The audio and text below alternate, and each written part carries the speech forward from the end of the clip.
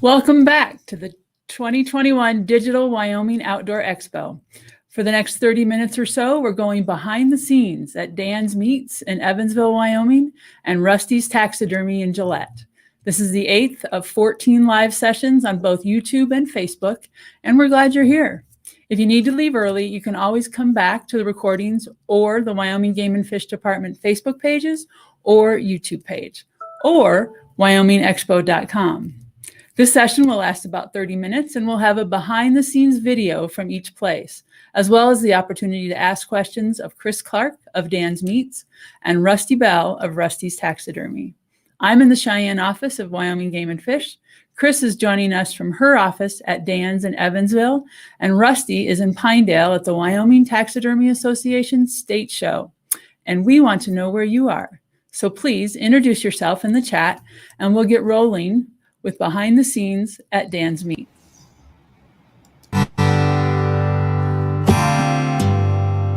I'm Chris Clark, one of the owners of Dan's Meat Processing, along with my husband. We've been here in business for 48 years. I'm married into it. I'm not that old, I tell people. We do domestic processing this time of year, wild game during the fall.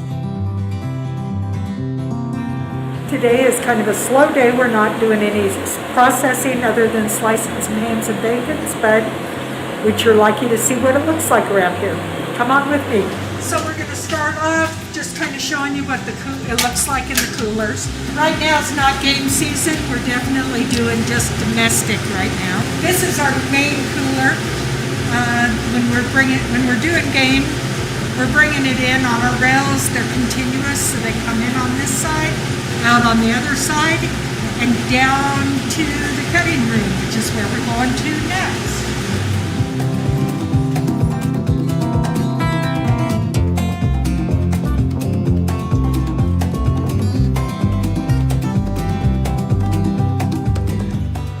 So in here each animal is done individually. We cut, usually about 5 guys are working on the animal at one time.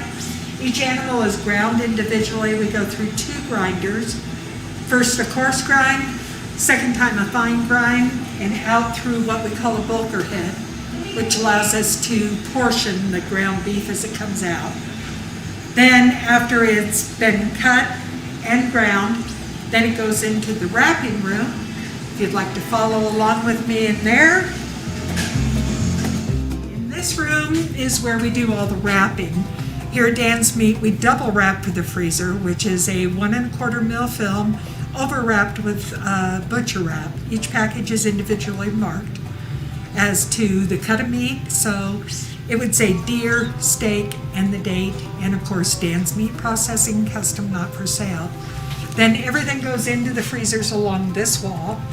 And that's pretty much the end of it. It starts at one end of the building, comes to this end, and then we go out the front door. So when the hunter backs up to Dan's Meat, first and foremost, we ask that you don't try to unload your meat yourself.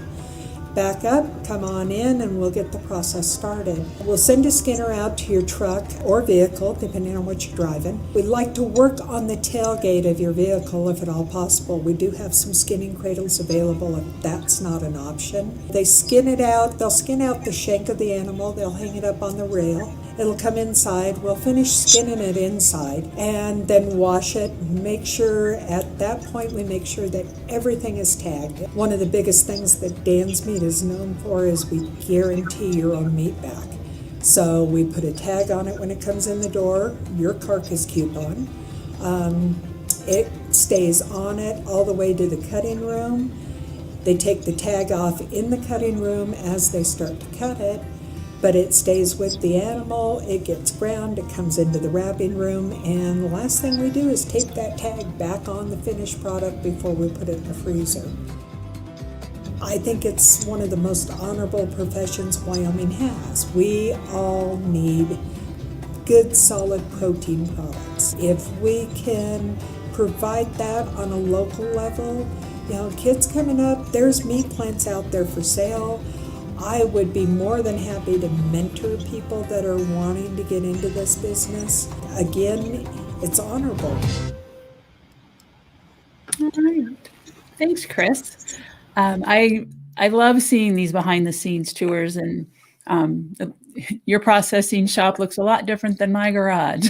So it's really neat. And I wanted to let everyone know that we've got some folks watching from Green River. We have Ms. Anderson's class at Monroe Elementary, and we have Miss Arnell's class, a third grade class from Green River.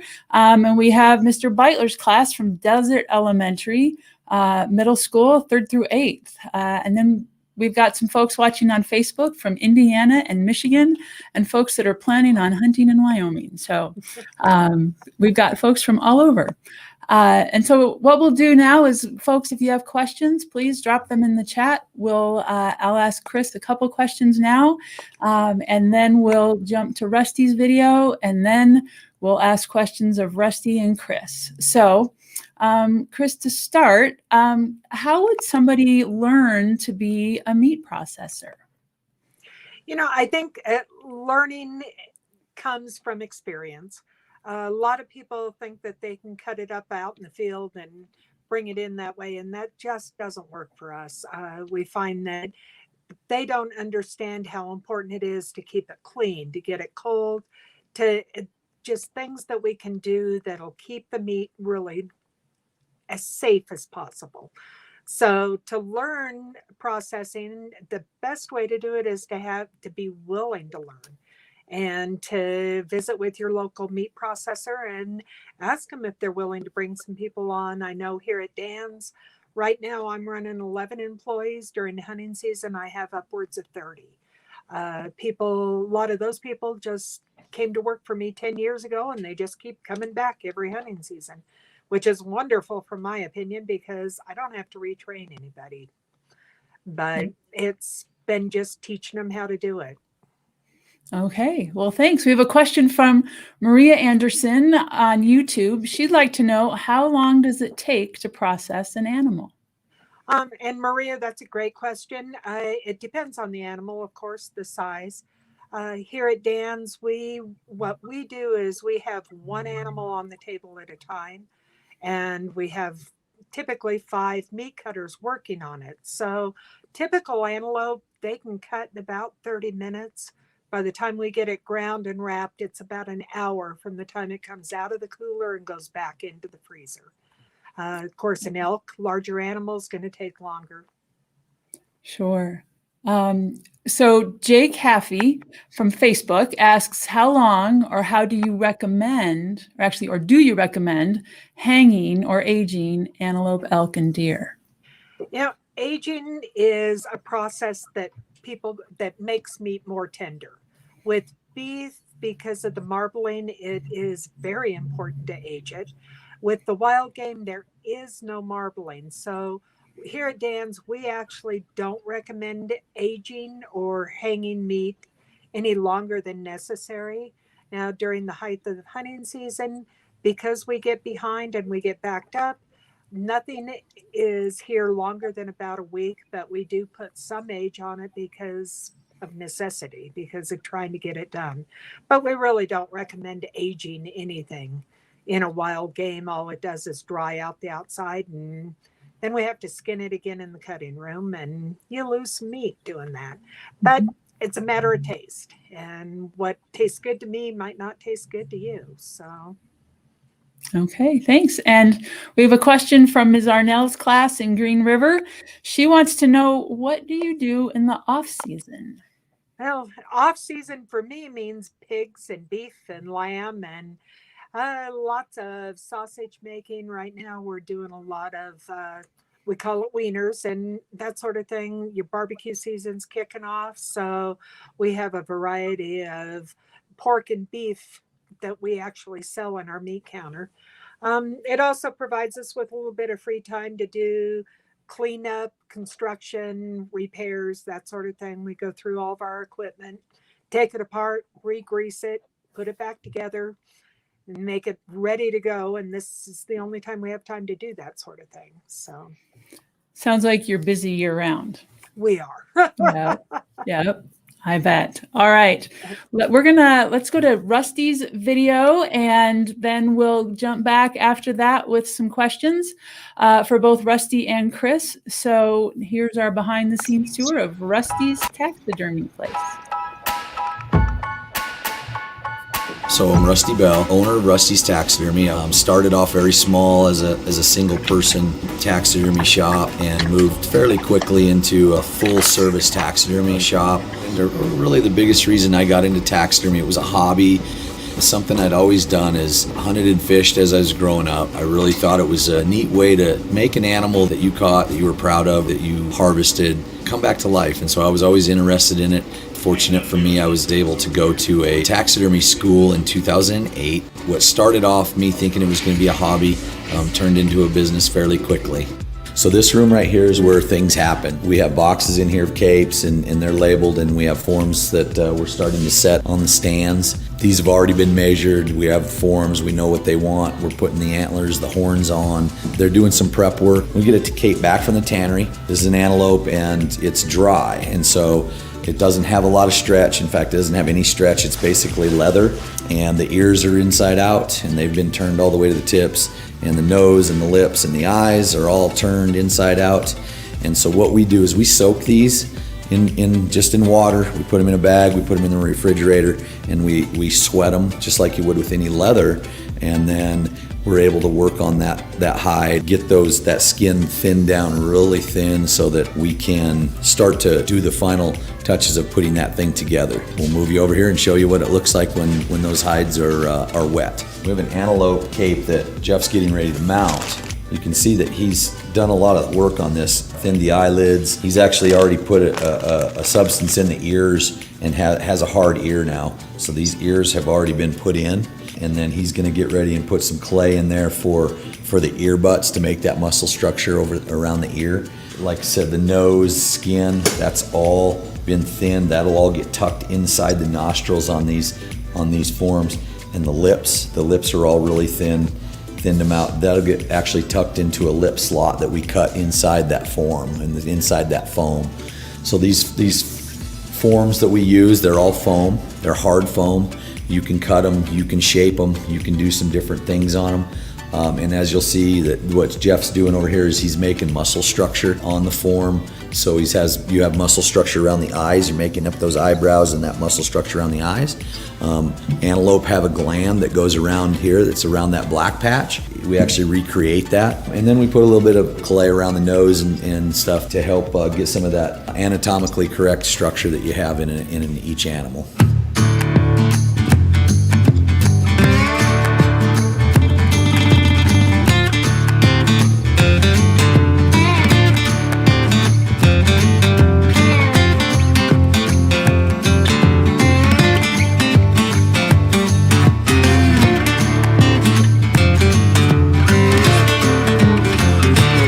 So there is painting that we do. Like I said, we'll paint the nose pads, we'll paint around the eyes. We might have to touch up these horns right here. These horns are actually a reproduction horn. This is what a mold would be of a buffalo. So this mold has all the everything that buffalo horn had in it. We'll pour a material in there that will a composite material in there. And then we'll just peel this off, we'll paint it, and that's what these horns are right here. So right, these are real horns. These are a cast. So really hard to tell the difference unless you're up really close. Why is taxidermy unique? Well, certainly being from Wyoming, where we have vast amounts of wildlife, a variety of wildlife, from birds to fish to deer and elk and antelope and buffalo. In Wyoming we have so many things. Growing up and living in Wyoming and getting to see a lot of these animals, and then having animals that once in a while that you just don't see very often. It's just really a unique thing. It's a different kind of skill because it's hands-on. A lot of people growing up, they want to work with their hands. This is that kind of job. You get to work with your hands, you get to create something, bring something back to life. And I really enjoy interacting with the hunters and seeing how happy they are, not only when they harvest something or when they catch something, but then again, getting to see that happiness again when they get their animal back to them, when we provide the service of making that animal come back to life and then being able to display it and then tell the story. It's about the animal. It's about what they did, the hunt that they had, the experiences with the friends and the camaraderie a lot of times that you get when you go hunting. And it's a lot more than just that animal going on the wall. Nice. Thanks, Rusty. That's just so cool to see all that stuff. And oh my gosh, I squirmed when they were working on the nose and the lips. So cool. I'm going to ask you the same question I asked Chris to start is, how would I learn to be a taxidermist if I thought that was something I wanted to do? Sure. So there's a couple different ways to learn. Certainly in my shop, we have a mentor normally from the high school every year that will come in. So that's a really good way to start at a young age, is to go to a local taxidermist and watch and see what they do. And that's probably at the earliest age, unless you grow up and knowing a taxidermist and just can come into their shop. But certainly offering some mentorship through the high schools is a good way. You can go to a taxidermy school, and the other way is to just start working in a taxidermist. And you're going to probably start with the very I guess the lower level things until you start learn how to do things. But it really is similar to what Chris said. It's about experience, getting to understand what the process is, and getting your hands on different things and learning that. So those are the different ways to learn. Okay, thanks. Well, we have a question right off the bat from YouTube. How old do you have to be to do a mentorship program? So I'm in Campbell County, and the earliest I've had a mentor was, I think, a sophomore in high school. So young. So that's something that kids can be doing, investigating pretty young. Yeah, certainly in our mentorship, we not only show them what we're doing, but we actually try to get them to do a little hands-on to see if they're going to like it, see if it's going to be something that it maybe is in their wheelhouse. Because there is certainly parts of taxidermy that's a little more messy than others. The fun parts of it is when we get to bring the animal back to life, but the messy parts of it during the hunt or just after the hunt is the part that maybe isn't for everybody. So so there is a couple different parts to taxidermy. Yeah. So here's a question from John Beitler. And I think the folks up in maybe Desert Elementary, or no, middle school. Like we asked Chris, how long does it take to complete the process with an animal?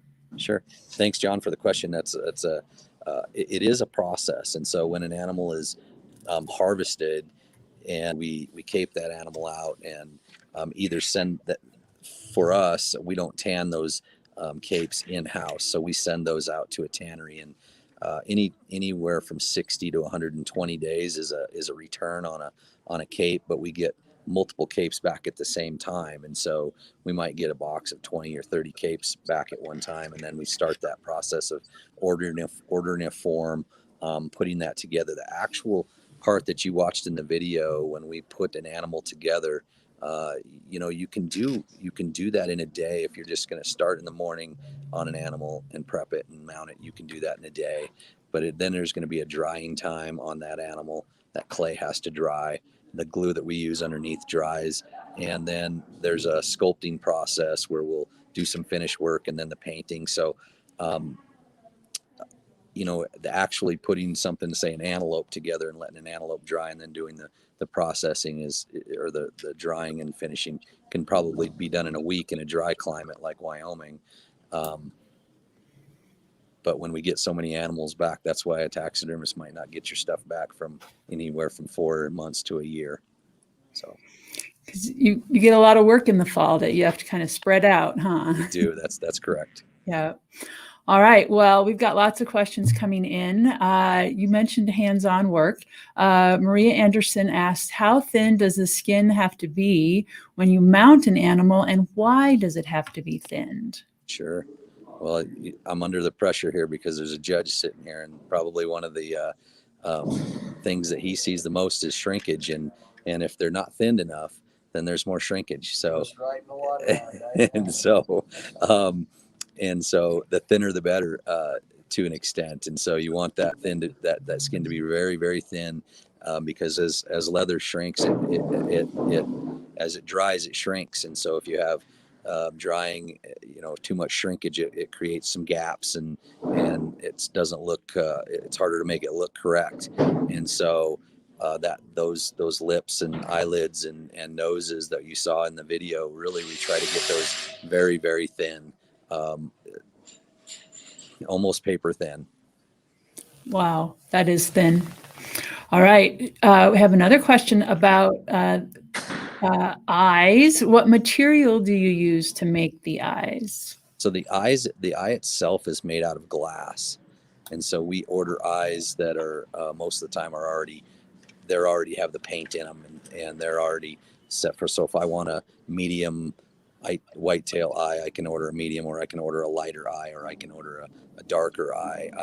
We also order those to the same millimeter that the eye that would fit into that form. So whether it's a 30 millimeter, a 32 for a bigger animal, an elk for say might be a 34 or a 36 millimeter. Buffalo is about a 36, and actually an antelope and a buffalo, pronghorn antelope and a buffalo, have about the same size of an eye. Wow. Antelope can see really well. Yes, they can. All right. Wyatt Whitcop from Facebook wonders, do you prefer having the animal brought in for you to cape, or do you usually see fairly good cape jobs from folks trying to do it themselves to bring it to you? Wyatt, that's a great question. I would rather have me or one of my persons skin that and cape that, unless that person has a lot of experience doing it. Now you might say, well, how do I get experience without doing it? You can cape an animal out for experience, even if you're not going to mount it, just to learn how to do that. We have a lot of outfitters that bring us things, and some of them are very good at caping. Some of them are not so good at caping. And so if I had my choice, I'd rather cape that animal. And we should probably define caping for folks. Sure.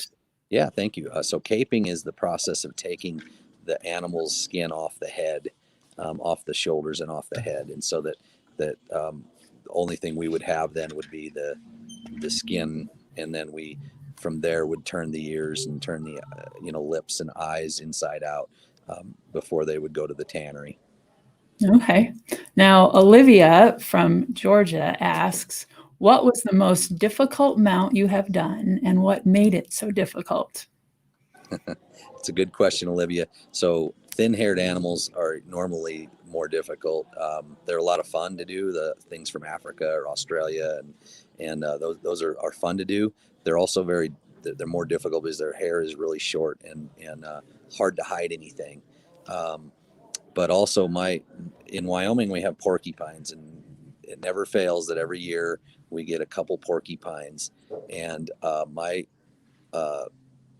employees, which you guys know now, my brother Jeff is in there. He gets to mount the porcupines, and those are always difficult for reasons you can imagine. Awesome. All right. We're going to go with one more question for Rusty, and then I've got a couple for Chris. Maria asks, how much do you spend in materials? Sure, Maria, good question. Materials depends on the animal, but typically materials for including the cape tanning and the form and the eyes and all of that on an antelope or a deer will run about anywhere probably about $150 in that range, and the rest is labor and some shipping and things like that. Sure. All right. There is a question that I'm going to ask both of you, and it's about bears. So, Rusty, I'm going to ask if you do bears, and then Chris, we've got somebody that would like to know if you've processed bears. So, Rusty, let's start with you, and then we'll go to Chris. Yeah, absolutely. We take bears. We're kind of coming up on the bear season, and so we take bears from all over not only this country but Canada, and I don't know if we'll get any Canadian bears due to COVID this year, but Alaska, we get some bears from Alaska and Wyoming and Idaho and Montana, and so we do see bears every year that we do either rugs or life size or half life size bears, and so we do see a number of those every year. Great. Thank you. And Chris? Yeah, we see probably maybe 2 bear a year.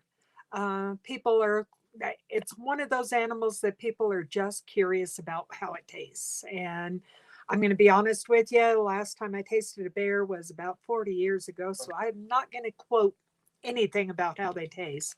How they cut, they're very greasy like a pig. You just see a lot of fat in the meat.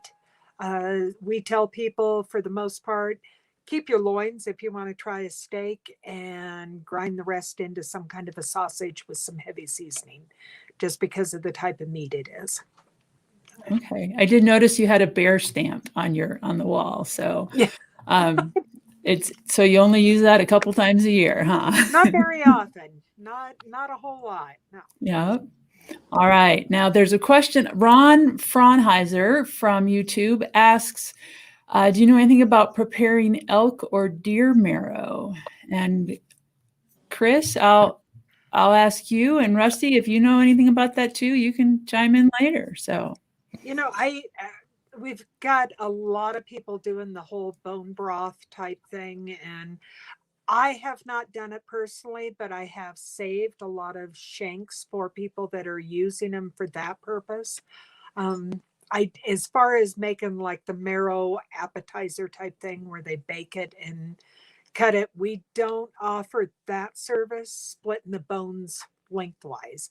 We don't offer that because we basically move our saw out during hunting season to make room for more meat cutters, more meat. But I have heard a lot of people doing their bone broths out of their wild game, and I'm sure it's going to give it a different flavor, but similar in a lot of respects as well. yeah.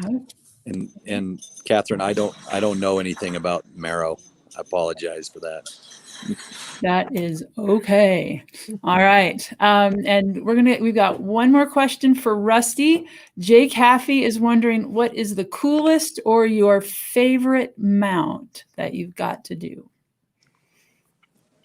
That's a good question. I have a lot of favorites.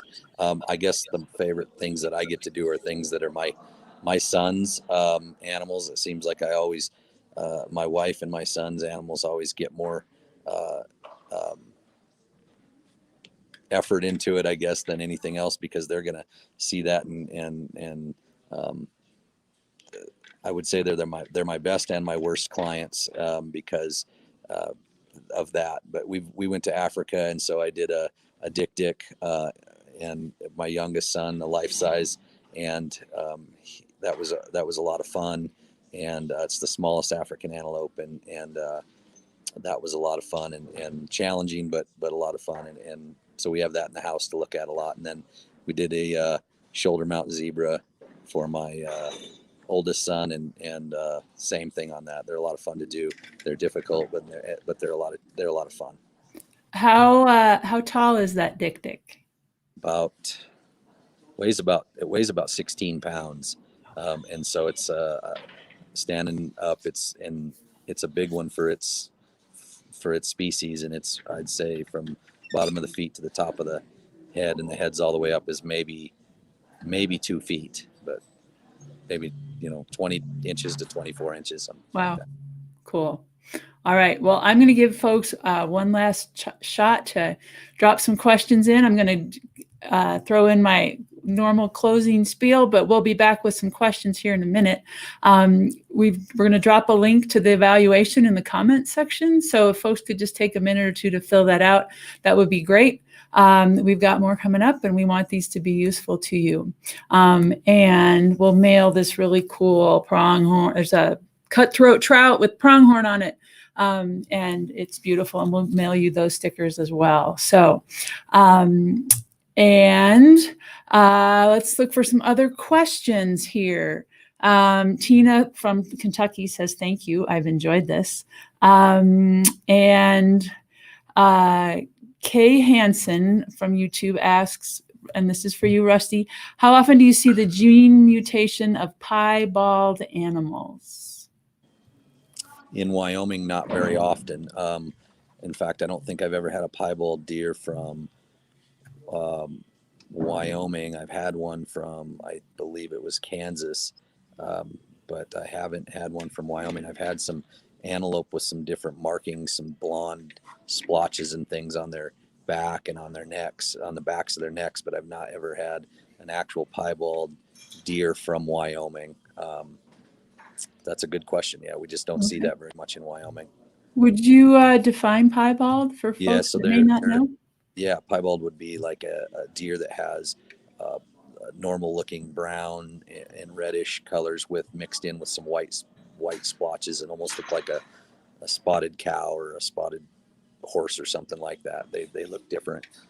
Got it. And then Chris, we're going to close out with one question from you for you. Jacob Caperano from Facebook asks, how long will a wild game butcher store meat while we are still afield? I guess I'm not quite following the question. If you're still out in the field, do you mean if you've brought it to us and it's already processed? We ask people that they pick it up within a couple of weeks. We can, of course, Game and Fish has laws concerning how long meat is considered abandoned if it's left at a game processor for too long. So that limit is 45 days. But here at Dan's, we ask people to pick it up within 2 weeks after they've received the call from us that it's done. Okay. So you don't have to quit hunting to come pick up your meat. You'll work with folks then. And most. Oh, definitely. Yeah. And I have people that come up and hunt from Colorado, for instance, and when they'll drop it off, they'll say, I won't be back for 4 weeks. And we just make a note of that and it's okay. Or if they're going on that, rare moose hunt and that sort of thing, we're pretty lenient in that respect. So great. Well, thanks. And I'll vouch for that. I've worked with both of these folks personally for my wild game, and they have amazing personal service and quality. So thank you both, Rusty and Chris, for being here. If anybody wonders, this antelope euro over there, Rusty did that for me. Thank you all for being here. Our next event is 2:00 today. It's Picture Yourself in an Outdoor Career. Photos and stories about men and women who with careers centered in the outdoors. And we'll see Rusty again at 2:00. So for more information about Expo or to watch our previously recorded events, go to wyomingexpo.com, click on Expo Live, and thank you for stopping by. And we'll hope to see you online again soon.